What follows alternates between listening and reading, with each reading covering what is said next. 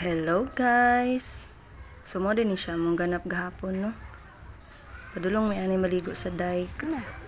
Kani si Tisoy, kanan ni siya naligo sa sapong, nagubana sa iyang mga tita ug mga sa iyang nanay ug tatay. Ni kay timing mo kaayo mo ipaglakaw na mo, mo pagkatapos nila sa guban sa siya. Diba, sporting kaayo.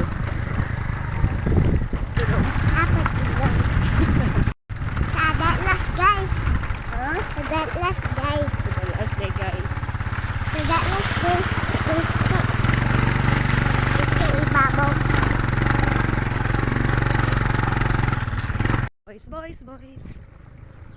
Sabi ko matutak ibot.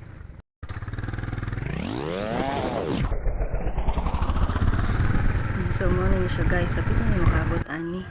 Hindot kayo ang view guys no. Dahil ragid basta sa bukid. So kani guys, nibalik mi ani sa agi kay dagan mo kay nangaligo diya sa ubos ba so adto mi dito sa kuan sa ibabaw. Hi, Soy. So mana ni abot na mi. Tinaya. Tara guys, naligo na ang person. Nindot jud maligo diri sa dike ay. Bugno mo gud ang tubig ba tapos kuan baka nang tsada kay ang view. Sumurot to guys. Muli na dayon dali ra man gud mi ani naligo. Okay guys, bye.